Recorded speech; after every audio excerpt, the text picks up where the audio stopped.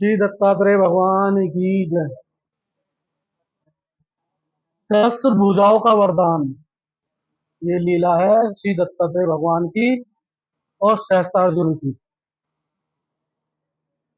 महिष्मति राज्य का महाप्रतापी राजा कार्तवीर्य, नाम सुना कभी?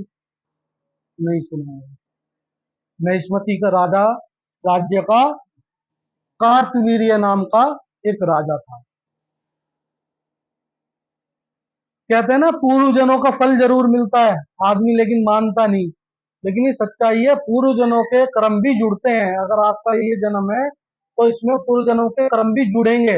ये कर्म तो जुड़ेंगे जुड़ेंगे, इनका फल अभी मिले ना मिले या आगे मिले, ये आपके पिछले कर्मों के अनुसार है कि आपने पिछले कितने कर्म कमा रखे हैं। तो उसके पूर्जित अशुभ कर्मों के कारण, उनके फल स्वरूप उसको कुष्ठ रोग हो जाता है। क्या हो जाता है? कुष्ठ रोग। जानते हो ना कुष्ठ रोग क्या होता है? हाँ, कोढ़। तो उसको कुष्ठ रोग भोगना पड़ता है पिछले अधर्म कर्मों के कारण। दोनों हाथों की उंगलियां, इतना जबरदस्त तो कुष्ठ रोग हुआ कि दोनों हाथों की उंगलियां तक गल के गिर गई। इसी घंडित रोग के कारण उसे राज्य का उत्तराधिकारी भी, मतलब जब उसको ये हो गया, तो पहले राज्यों में ये थी कि किसी को अगर किसी अंग से कोई राजा अगर खंडित होता तो उसको राज्य नहीं मिलता था। तो कार्तवीर्य राज्य को कुष्ठ रोग हो गया तो उसकी उंगलियां भी गल के गिर गई। तो इसी कारण उसको उस राज्य का उत्तराधिकारी भी नहीं माना गया, ना बनाया गया, जिस कारण वो बहुत परेशान रहने लगा। क्योंकि उसके लिए पुरुषत्व के 32 गुणों से संपूर्ण होना अनिवार्य था। 32 गुण संपूर्ण होने चाहिए एक राजा बनने के लिए।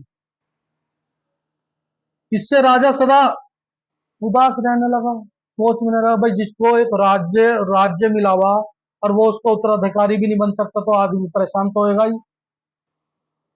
राज्याधिकारी प्राप्त करने की अलब्ध इच्छा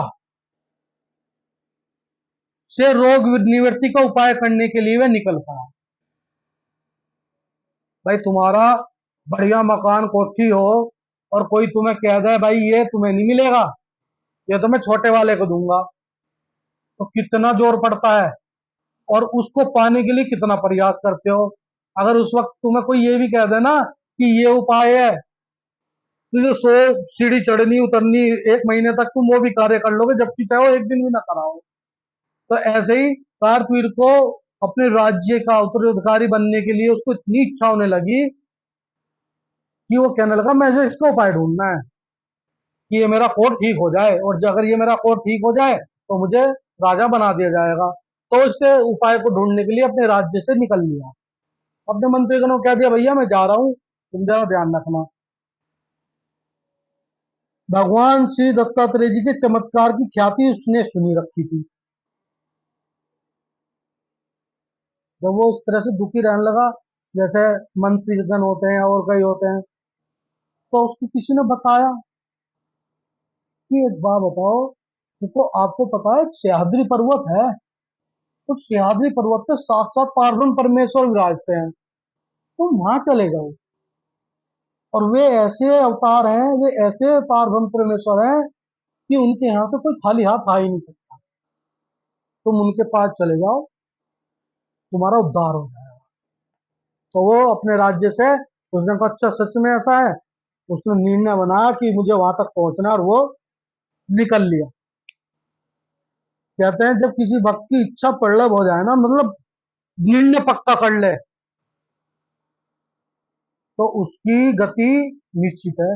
लेकिन उसके लिए ना दृढ़ता बहुत जरूरी है। ये नहीं पता चला किसी ने बता दे 4 कदम गए, थोड़ी सी रास्ते में परेशानी पड़ी, 4 दिन खाने को नहीं मिला, घर भाग गया वापसी। अबे भैया ऐसे ही झेलेंगे हम तो, आज के युग में तो ऐसे ही है ना। इसलिए वह उन्हीं के आश्रम में सह्याद्री पर्वत पर पहुंचने के लिए निकल पड़ा। 1 दिन 2 दिन 3 दिन 4 दिन 5 दिन अपना वो सह्याद्री पर्वत पहुंच जाता। जब सह्याद्री पर्वत पहुंचते तो वो वहां देखते हैं सह्याद्री पर्वत पे अलग ही शांति। वहां शेर भी है, वहां बकरी भी है, गाय भी है, भैंस भी है, पशु पक्षी, मतलब सबका मिलन एक साथ। वहां कोई हिंसा ही नहीं है। वहां इतना, वहां के नजारे को देखकर वो ये समझ नहीं पा रहा था कि ये ऐसा कैसे हो रहा है।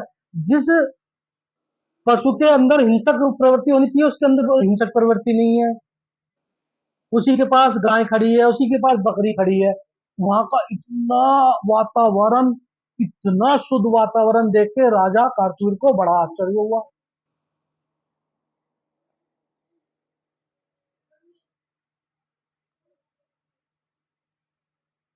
और वो वहां पहुंचकर श्री दत्तात्रेय भगवान के स्थान पे सह्याद्री पर्वत पहुंच के अपना पूजा पाठ शुरू कर दी उसने एक निष्ठ होकर। श्री दत्तात्रेय अर्पण, श्री दत्तात्रेय भगवान की।